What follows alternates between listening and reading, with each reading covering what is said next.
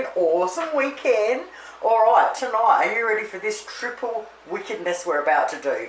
We are going to make chicken tandoori, naan bread, and tandoori pizzas.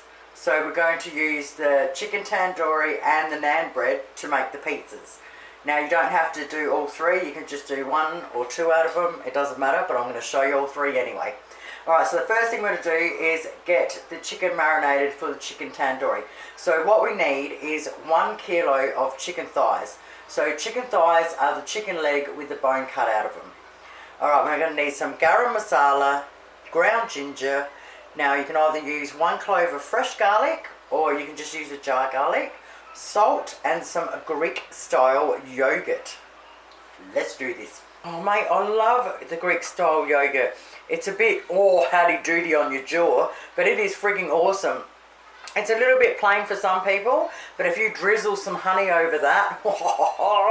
Okay, so the first thing we do is get a large bowl out, because we've got to put our chicken in it soon. And we want to put 1 cup of Greek style yogurt in there. Put 1 teaspoon of the ground ginger in, and ground ginger is really easy to get. You'll find that with all the spices at any supermarket. Then we want to put 1 teaspoon of garam masala. Now this one is also another spice that is really commonly easy to get now.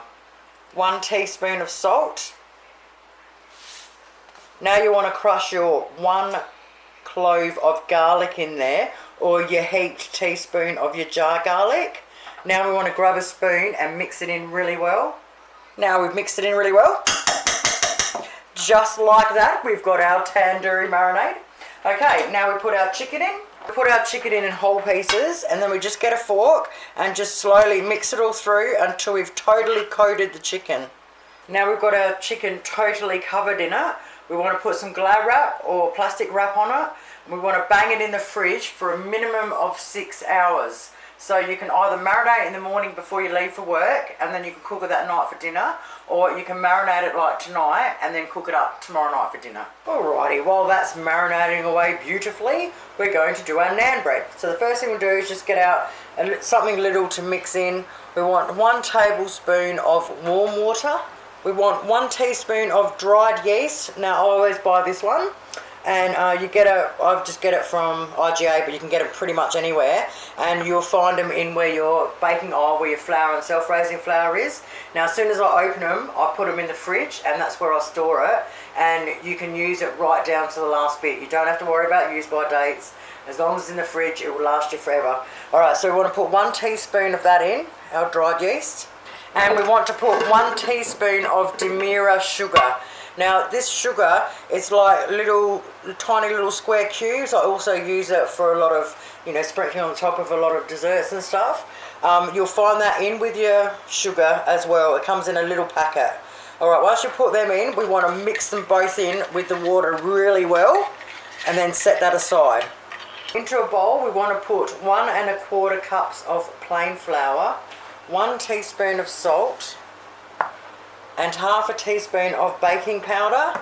Baking powder you can also get right next to your flours in your baking aisle. And then we want to mix them in really well. Now we want to put a hole in the middle. We want to put 1 tablespoon of, I'm using olive oil, but any oil you've got. I'll write the recipe below as always for all of them. Then we want 2 tablespoons of our Greek yogurt. 2 tablespoons of milk.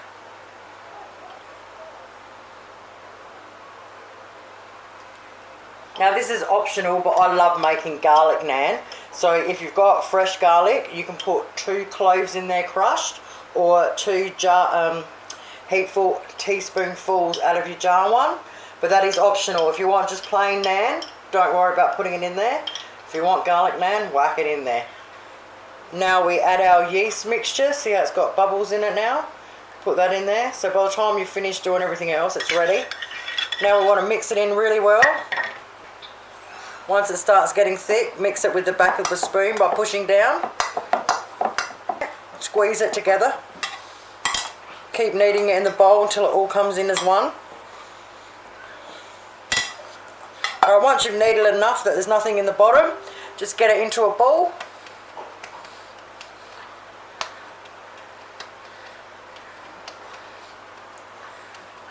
Bang it back in there.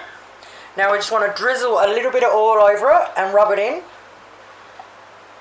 Now we want to get a clean tea towel and put it on the top and just leave it sitting there for 20 minutes. Okay, so this recipe is enough for 4.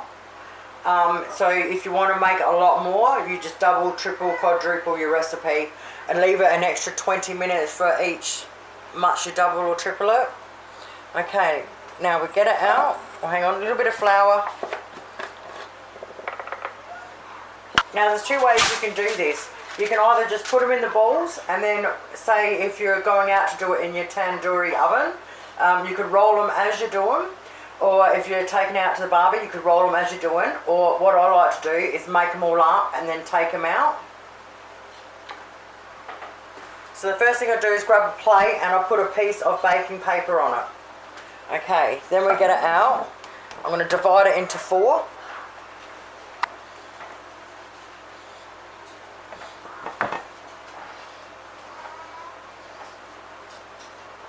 Okay, a bit of flour on it, roll it into a ball.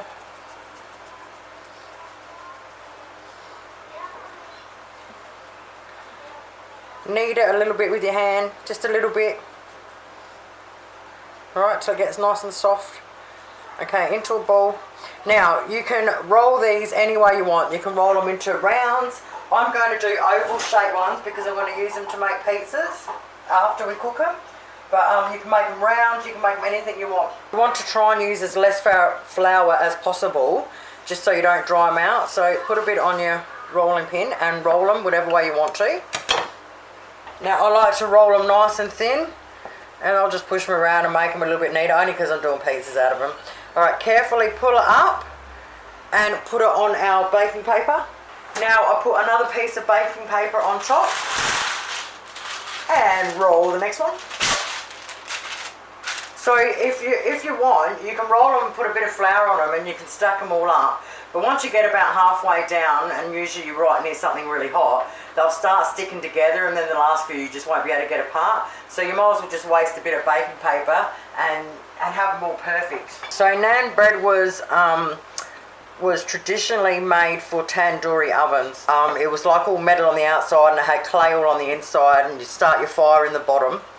And yeah, once the fire started going down just that little bit, you would actually get these and slap them on the side, on the inside, on the side of the clay. And the clay, the hot clay itself would cook that side while the fire would cook the other side, and they'd literally take 30 seconds to cook, and they're frigging amazing. But these days you can just do them on anything. You can do them on a really hot barbecue plate, or even the griller part of it, as long as it's really hot, because these are made for a hot temperature. Or I'm just going to do them on my stove top with a cast iron frying pan I've got. Now we just get a clean tea towel and put it over the top, and you can set it aside, and they are ready for when you're ready to rock and roll. So first of all, just get a little bowl with a pastry brush. If you don't have a pastry brush, just get a little bowl and just use your fingertips, alright? So once it's ready and I'm ready to throw my first one on, I will pick it up like this. I would get my pastry brush and I would do a nice thin coat of oil on it, and I would flip it over oil side down first. Oh, they smell amazing. Okay, once we've got it hot enough in our hand, a little bit of olive oil, or whatever oil you got. Oh yeah. Okay, flip it over with the oil side first. Now we've got to grab a pair of tongs and just lift it up every now and again and just have a look until we got it to the beautiful perfect colour. Now there's so many ways you can use these, okay? So first of all, if you make them the same time as you're doing your frying up your tandoori chicken tandoori, you can cook these, grab one out, put a big wad of the chicken on, maybe some lettuce and tomato if you wanted, fold it over and smash them like that. Or you can just eat these on their own, they are so good hot. Or do what I'm doing, save a few and make some pizzas. Alright, see how it's starting to get all bubbles now? So the pan obviously wasn't quite hot enough yet. That should have done it really within the first 5 seconds. Oh, you lovely people when they're talking to me. Hang on, I'm cooking. Oh my god, the smell is amazing, mate. I'll just turn it around so I can just show you. See how it's, oh, look at that colour. Alright, so it's ready to turn. So we want to just grab a little bit of oil and just baste this side a little bit. It just makes it go that beautiful brown colour. And I don't know, it just makes it yum. Alright, and flip her over.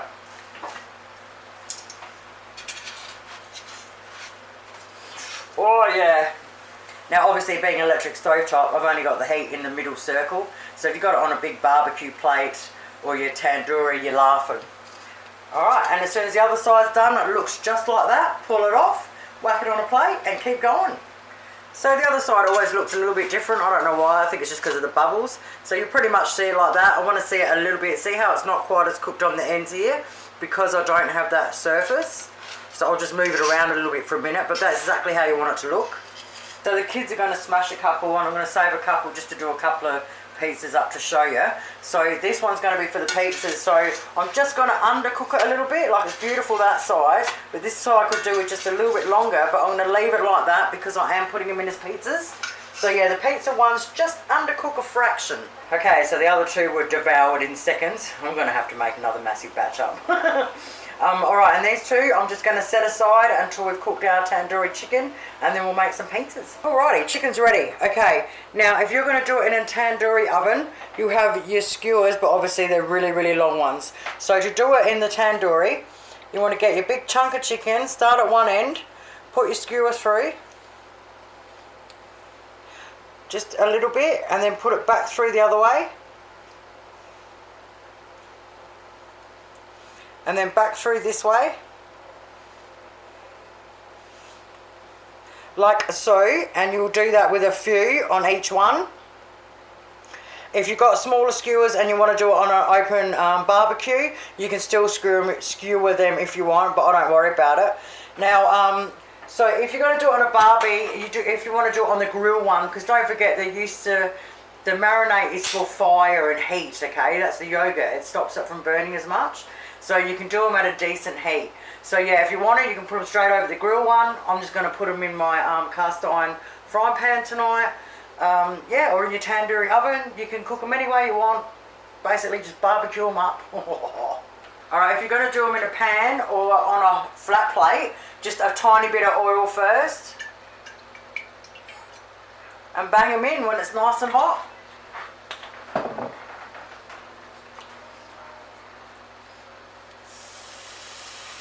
Oh yeah, baby. Oh my god, mate, it's starting to smell freaking awesome in here. Alright, just keep on frying both sides. Now, if you're not sure if it's cooked, just get a knife and cut it through a fat part and have a look.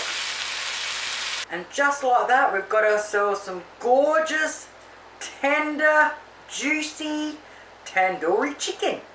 Alright, so I'm going to let that lot cool down to make pizzas.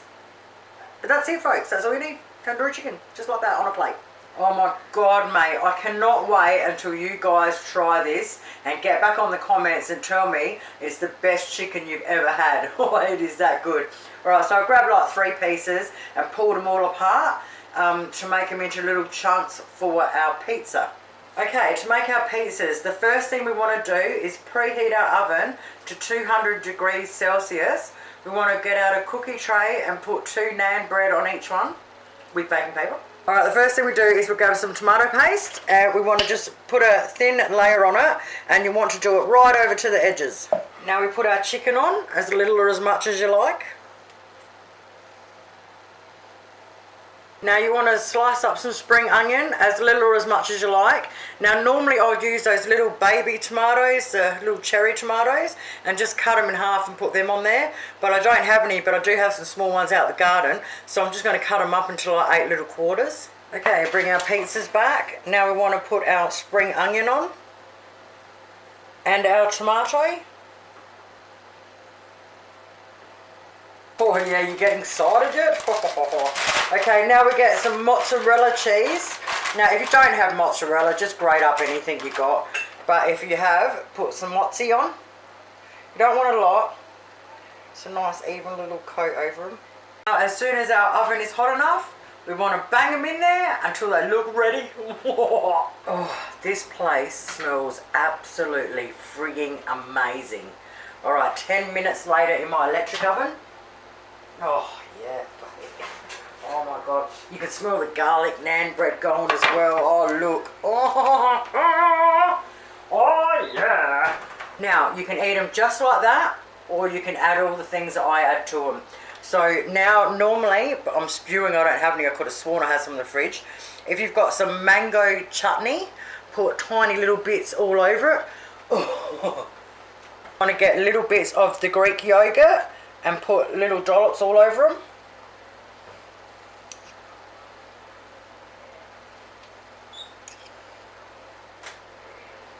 And then a few leaves of coriander, if you like your coriander, and put a few leaves over them. Well, there you have it, lovelies, just like that, tandoori pizzas. Oh, what a pearler of a night we've had. So we've learned how to make tandoori chicken, and I'm telling you, it is the best tandoori chicken ever. You're going to absolutely love it. Learn how to make naan bread and tandoori pizzas. Oh my god, talk about a triple banger. Pretty awesome, eh? Alright, thank you guys so much for watching. Have yourselves an awesome night. Enjoy the rest of the weekend, and I'll see you soon. Bye.